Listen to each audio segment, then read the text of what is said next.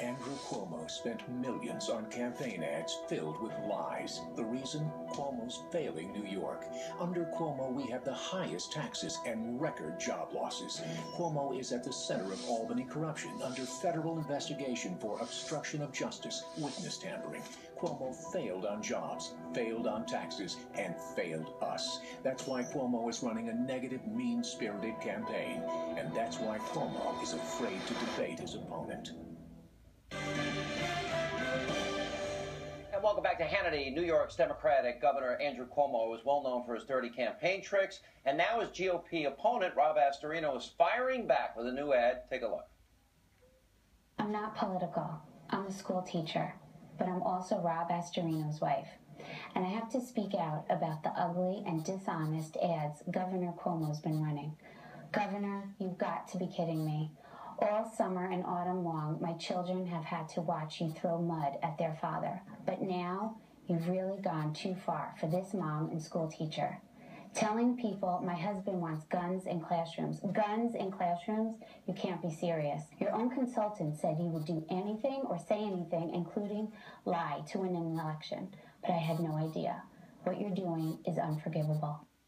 Joining me now is New York GOP gubernatorial candidate Rob Astorino. Rob, it's been pretty much a big part of the show tonight, and that is the tactics of Democrats, especially desperate Democrats in some of these states where they're battleground states. Why did you decide to go this route? Well, Sean, you should see what they've been playing all year long.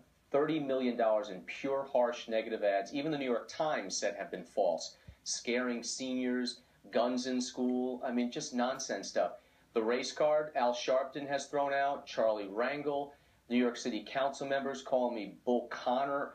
This is the kind of gutter tactics that they play because Cuomo, I think, feels it slipping through his fingers, just like in '94 with his dad when he lost unexpectedly. Things are changing very quickly in this race. So Cuomo is under federal investigation for corruption by the U.S. attorney. The state is dead last in America in all the important categories. The growth rate in New York last year was 0.7%. People are leaving, jobs are leaving. It's the highest taxed in America. So Cuomo was running from all of that, and he was so scared he wouldn't even debate me. You know, Halloween is today, right? Well, guess what? He was seen in two costumes today, Cuomo. The Cowardly Lion, because he wouldn't debate me, and Pinocchio, because he's lied all day and all year about my record.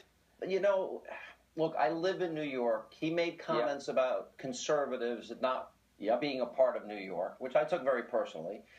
The question is, New York is just a liberal state. Now, I know that you've been able to get elected in a fairly Democratic county in Westchester, but it seems that New York likes the path that it's on, and that is that it's one of the highest tax states, most bureaucratic states, and that is the result of liberalism. And isn't that why so many people are leaving? Yeah, but the AARP just came out with a study the other day. 70% of Long Islanders, 60% of New Yorkers aged 50 and above are likely to leave our state.